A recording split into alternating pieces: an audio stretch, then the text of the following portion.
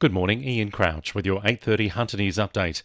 2 years after his last seen, police have reissued an appeal for information to help find a missing Tighes Hill man. 53-year-old James Hunter was last seen at a pharmacy in Dubbo in the state's central west in 2020 after he travelled to the region for work. He hasn't accessed his bank account since then, and police say his Toyota Hilux ute has also not been found. We've posted a photo of James on the 2NURFM Hunter News Facebook page. Federal Energy Minister Angus Taylor says the opposition's plans to go ahead with the gas-fired power plant at Kurri Kurri will push up power prices. After opposing the government's plans for the peaking plant, Labor leader Anthony Albanese yesterday committed a further $700 million to the project to have it running on green hydrogen sooner than expected. Angus Taylor says it's good to see Labor has changed its stance on the plant, but moving to 100% hydrogen fuel too soon will hurt households. Our business plan says it'll deliver a 12% return to taxpayers, which is good, and at the same time put downward pressure on electricity prices. But we don't need a change in the business case that's going to stop that from working. I think Labor have come to their senses on the need. They're just doing it in a way which is going to raise the cost and unfortunately raise the price of electricity. The average price of a house in Newcastle and Lake Macquarie is tipped to reach a new record of $900,000 by next month. New data from CoreLogic shows median prices rose by 1.8% in January to $882,000. This translates to a 32.4% increase in the past year. While it's good news for people with investment properties, the spiralling prices are putting home ownership further out of reach for first home buyers. It's hoped hunter tourism will come back stronger after Omicron thanks to a new state government voucher program. The Stay and Parents New South Wales vouchers can be redeemed and pooled together on accommodation costs at a number of local providers.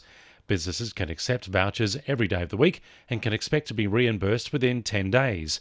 Hunter Valley Wine Tourism CEO Amy Cooper says she'd like to see locals spend their money and time in the region. But I think it's definitely the environment to get out and take a trip into the countryside, explore your backyard further and really experience all that regional New South Wales has to offer, because we're a very big and diverse state.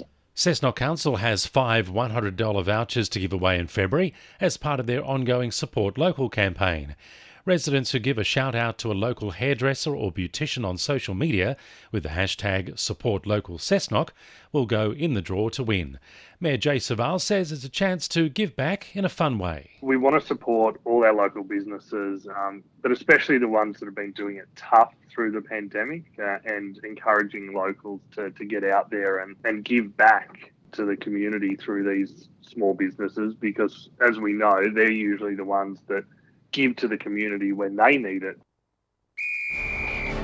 2NURFM Sport. The Jets are looking to make up for last weekend's disappointing 2-1 loss to Adelaide when they take on Brisbane at McDonald Jones Stadium tomorrow night.